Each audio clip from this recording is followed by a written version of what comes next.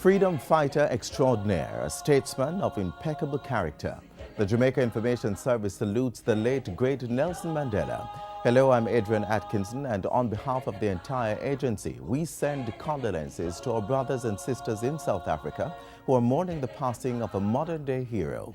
On Jamaica Magazine today, we look at Mandela's life and work and what he meant to the people of South Africa. Also in the show, keeping the children occupied during the Christmas season. Stay with us. We'll be back after the news.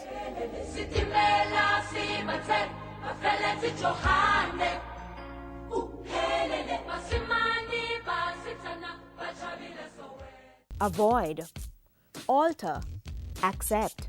3 steps to help you quit smoking. 3 things to help you kick that cigarette butt. Avoid places, people and things that encourage smoking. Alter the way you do things. If you normally drive a certain route, and when you drive a certain route, you're going to pass a bar. Drive a different route, you don't pass the bar. Get rid of ashtrays and all smoking apparatus. Breathe in and out. Drink some water. Count to 300. Go for a walk and hang around non-smokers. And after all that, accept that you need help. With support, you're going to find, oh, I really feel better with support. Because the person who's supporting you is going to say, I'm proud of you. Do it one day at a time. Join the fight and quit smoking for life.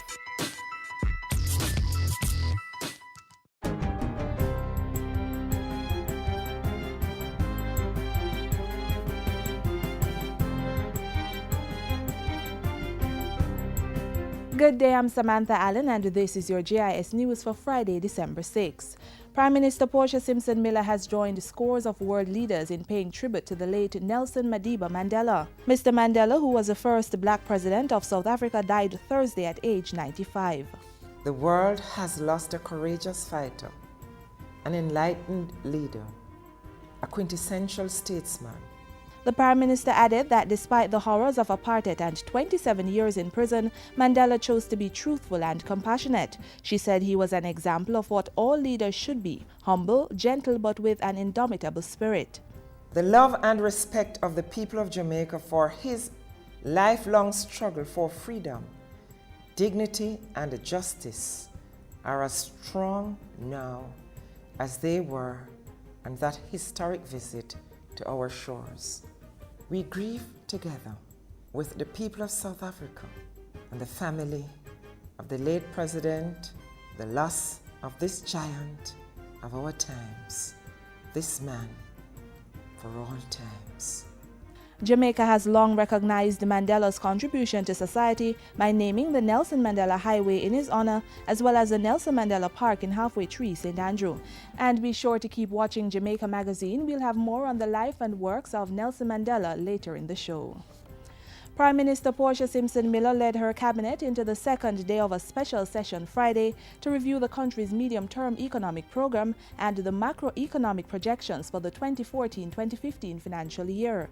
During Thursday's meeting, Mrs. Simpson Miller said government had successfully made many of the difficult decisions necessary to put the country on a stable economic path. Prime Minister Simpson Miller said Jamaica had been meeting the macroeconomic targets, including passing the first 2 IMF reviews. She advised that government had also been faithful in its obligations to workers and the commitment to expand spending on social protection.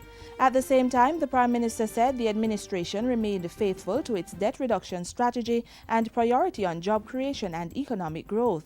The special meeting is an early start to the 2014-2015 budget preparation exercise. The National Security Ministry has launched a 3-pronged strategy for crime fighting called Unite for Change. It seeks to rekindle hope in the society and mobilize law-abiding citizens and organizations to work together as a united front against crime. National Security Minister Peter Bunting says stakeholders will solve crime by treating it as a disease, interrupting gang activities, preventing the spread of these activities, and changing the behavior of citizens. Among the strategies is the introduction of a mobile application called Stay Alert, which will allow citizens to use technology to share information. It is to be launched by the end of January 2014. The report feature will allow persons to take photographs or video clips and upload it to a central control center at the police. So if they see something happening and they even want to just anonymously pass that picture of this perpetrator on, they can upload it through this feature. There will also be a panic mode feature which will send an alert to police control, and the GPS tracker would send the person's location to the police.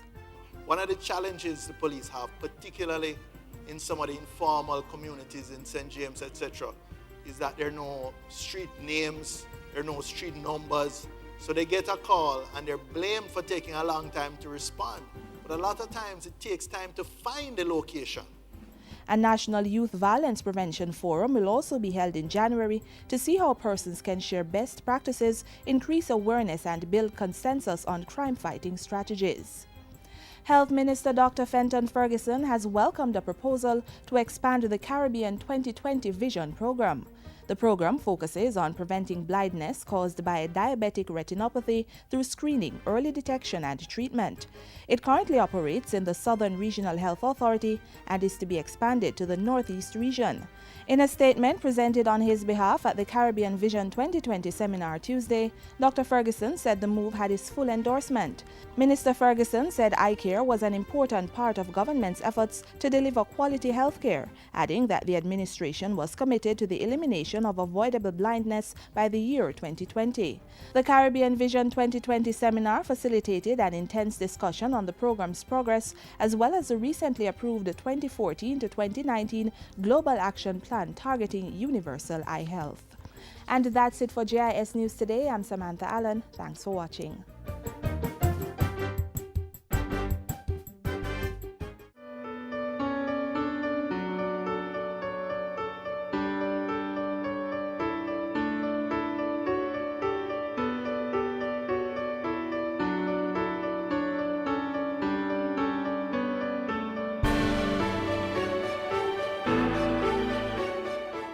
The first black president of South Africa, Nelson Mandela, has died at the age of 95.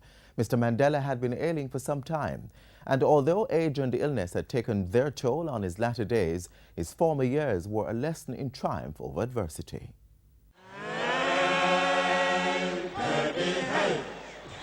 It had been almost 3 decades since black people in South Africa, and indeed around the world, had seen Nelson Mandela in public. He had faced imprisonment with defiance.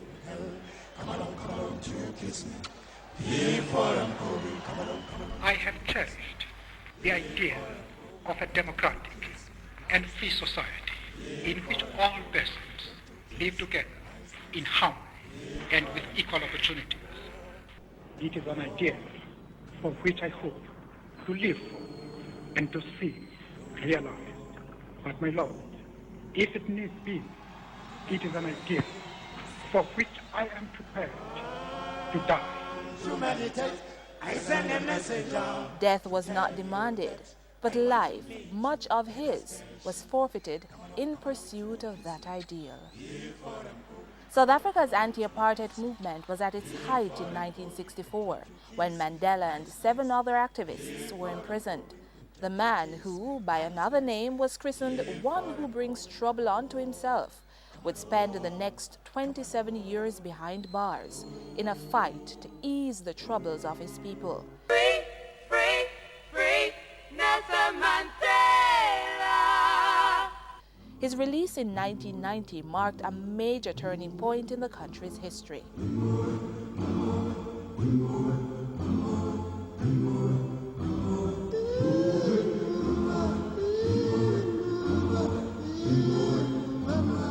On July 18, 1918, the son of a Tembu chief was born in a small village in the Transkei province of eastern South Africa. He was christened Nelson Rolihlahla Mandela. As a young boy, he enjoyed farming and engaged in other boyish pursuits.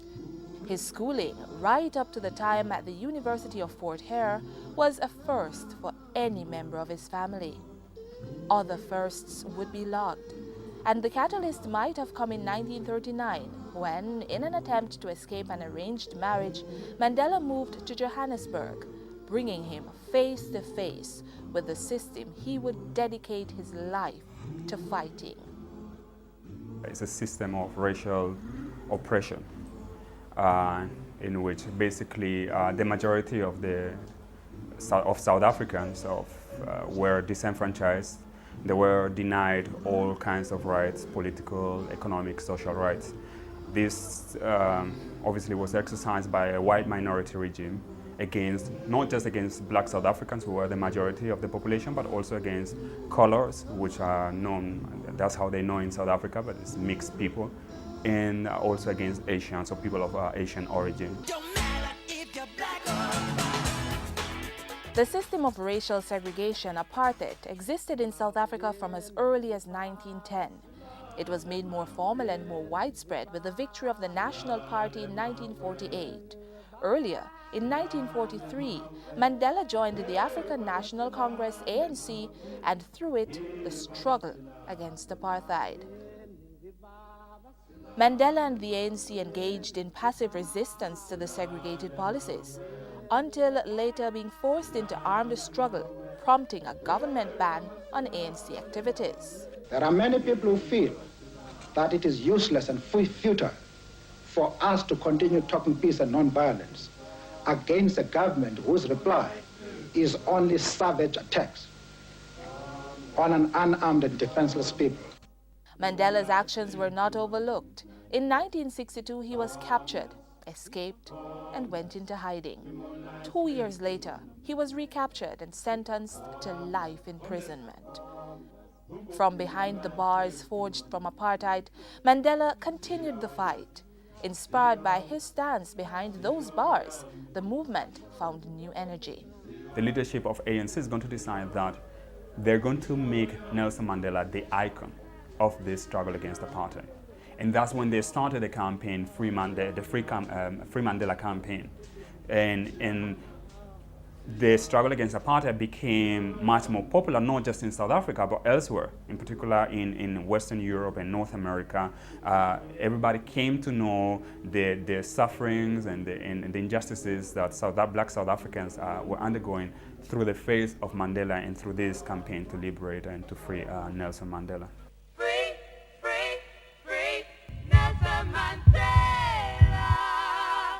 The strategy was successful, and worldwide sanctions against South Africa, coupled with widespread resistance within its borders, eventually forced the government to rethink its apartheid policies. Mandela was released in 1990 after successful negotiations with the white government, led at the time by Frederick Willem de Klerk. Within months of his release, he was able to convince the government to establish a multiracial democracy in the country. He was elected leader of the ANC in 1991. Then, in 1994, the inmate from cell 46664 made the transition from prisoner to president when the ANC won South Africa's first democratic elections and Nelson Mandela was named president. Our emotion said the white minority is an enemy. We must never talk with them. But our brain said, if you don't talk with this man, your country will go up in flames. And for many years to come, this country will be engulfed in rivers of blood. So we had to reconcile that conflict. Mandela and de Klerk shared the 1993 Nobel Peace Prize for their work in ending apartheid and laying the foundation for a democratic South Africa. The fact that he was for a multiracial South Africa, and that he was very convinced about it, and that he was able to convince all the anti-apartheid organizations that that was the way to go, that the future of South Africa had to be a multiracial South Africa. That also made the negotiations successful, because if ANC had been more radical, or if they had antagonized the South African government, perhaps very likely the South African government would not have given up so many things, and probably we wouldn't be talking about successful negotiations. Perhaps we would be talking about a civil war. Mandela spent a single term in office from 1994 to 1999. Besides his role as freedom fighter and statesman, Mandela was also a family man. He fathered 6 children and was married 3 times. The first marriage, a 13-year union with Evelyn Mace, ended in 1957. Mandela married Winnie Madikizela in 1958. During that nearly 40-year union, Winnie became a global symbol of activism, carrying on the struggle for freedom while Mandela remained in prison. The union, however, didn't last, and they divorced in 1996. Mandela remarried again in 1998 to Grayson Michelle.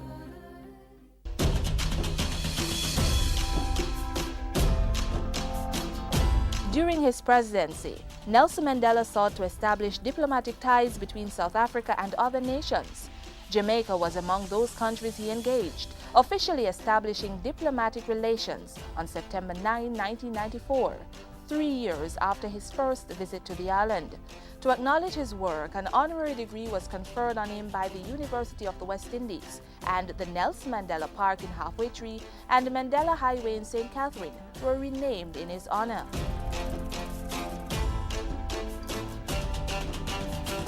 During Nelson Mandela's tenure as president, South Africa and Jamaica explored bilateral relationships, mainly in the areas of education and human resource development. Negotiations for the establishment of a South African diplomatic mission to Jamaica came to fruition in 2000. Jamaica's High Commission in that country was opened 6 years later. Cooperation between both countries continued even after Mandela retired from public life.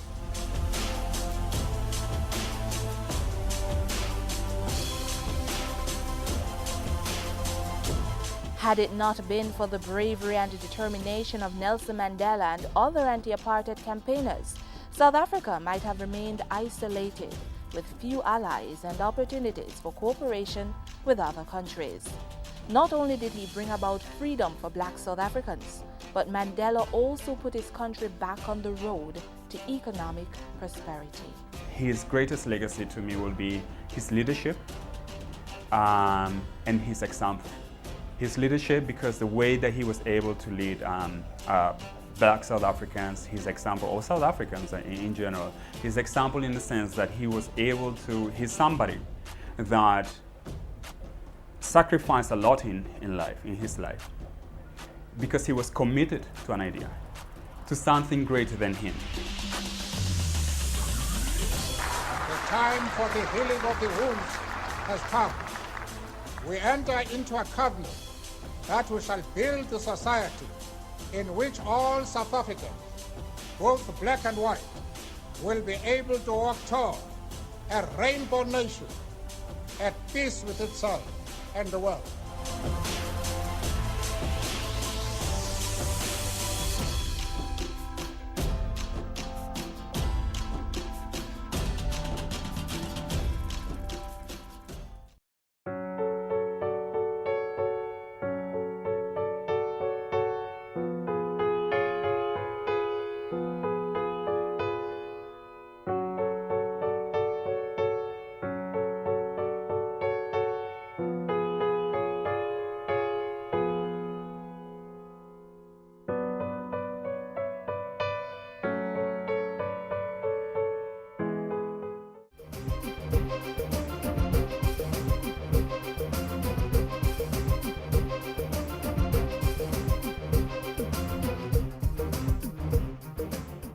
In just a few days, the children will be home for the holidays. If you're like the average parent, you're probably wondering what to do with them for the next 2 or 3 weeks.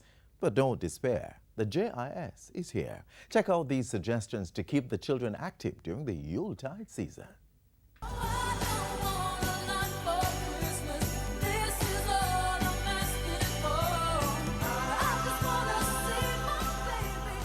Tis the season to be jolly. Oh yes, it's Christmas time again.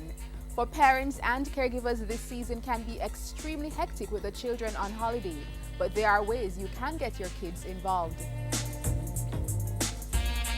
Almost everyone loves Christmas, especially children. They get a holiday from school and are free to indulge in succulent Christmas meals. Many look forward to singing Christmas carols and most of all receiving gifts on Christmas Day.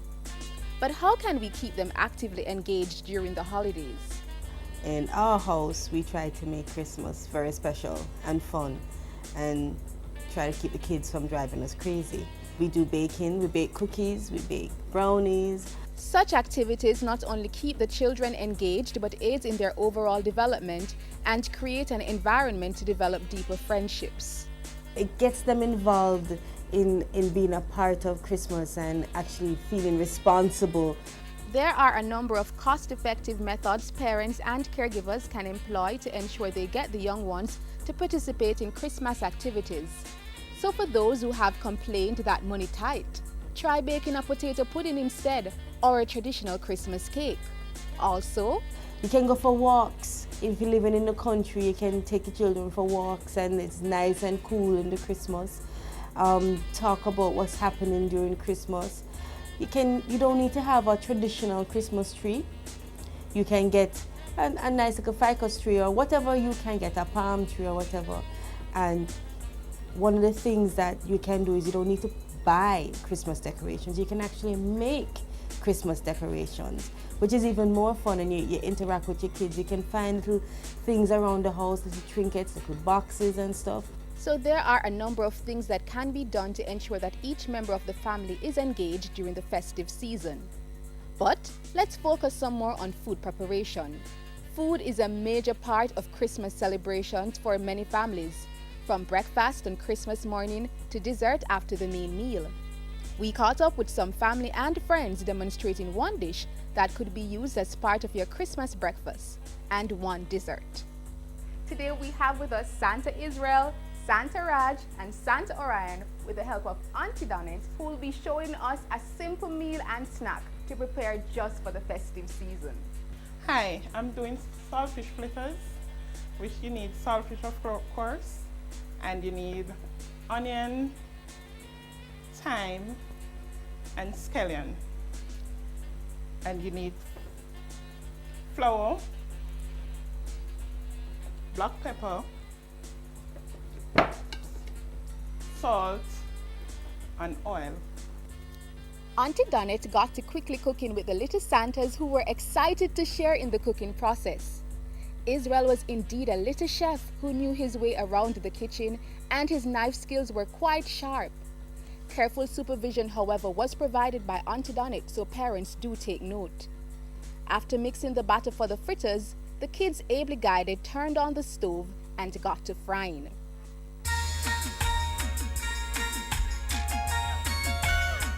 Right now, that's 2 scoops, that's 2 saltfish fritters. Right. The more you put in there, the more saltfish fritters you're gonna get. These little things are the things what make the saltfish fritters taste nice. So who said that boys didn't like the kitchen? This Christmas encouraged them, like our little Santas, to take part in the cooking.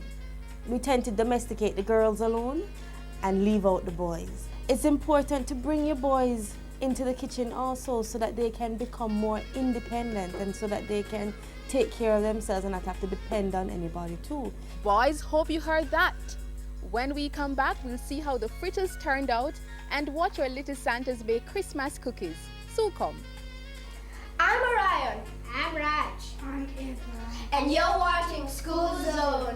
Happy holidays.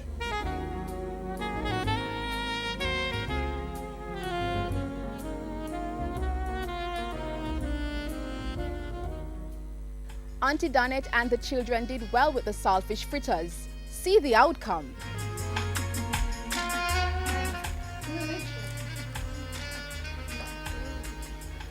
Good job, guys.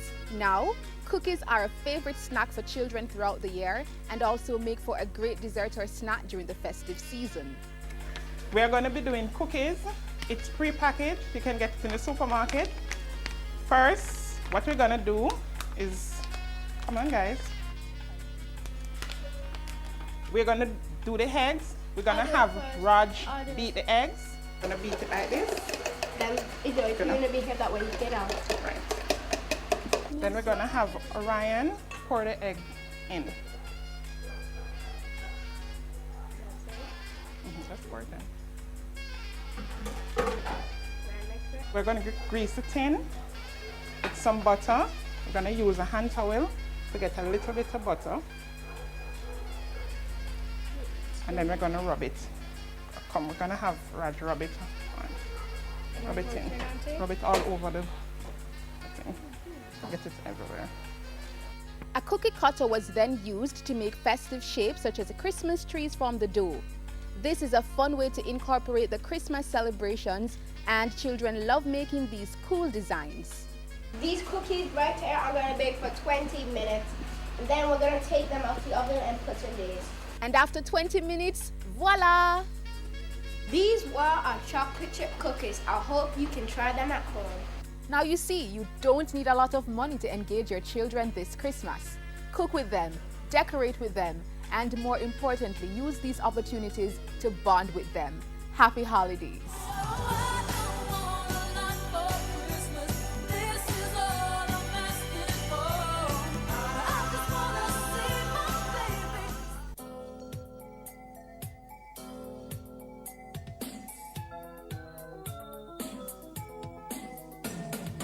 Have you ever one day stopped to realize that our home is a tropical island paradise?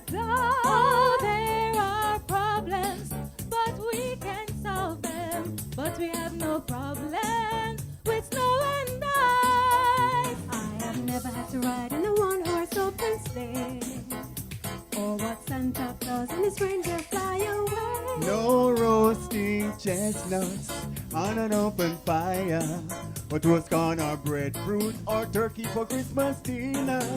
Oh yes. Down in Jamaica, there's hot sunny weather, and people are warm and friendly all the time. Now it's the Christmas season, and the fun can't done. So have a joyful Merry Christmas in the sun. For cold and mink don't mean a thing to me. Mistletoe, holly, ivy, or a pair of skis. I know about stories and the red poinsettia and John Canoe and chatting together. Oh yeah. Down in Jamaica, there's hot sunny weather, and people are warm and friendly all the time. Now it's the Christmas season, and the fun can't done. So have a joyful Merry Christmas in the sun. Shine Jamaican sun this Christmas day and show that Christ the King is here to stay. This our country, our land of beauty, and they will lead us on our way. Hey, there is sweet reggae music and carols everywhere, and session galore. Make sure you get your share. Let's enjoy Christmas, spread love and good cheer, but don't overdo it. Leave some for next year. Oh yeah. Down in Jamaica, there's hot sunny weather, and people are warm and friendly all the time. Now it's the Christmas season, and the fun can't done. So have a joyful Merry Christmas in the sun.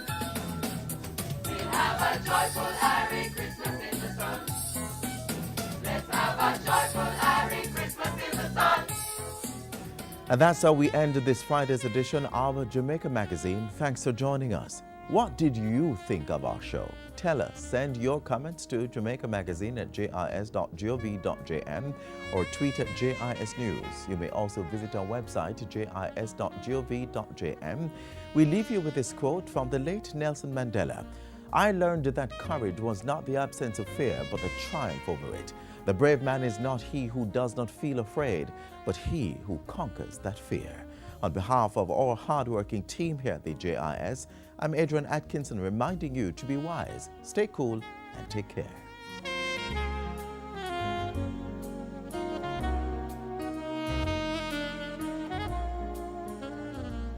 This has been a production of the Jamaica Information Service, the voice of Jamaica.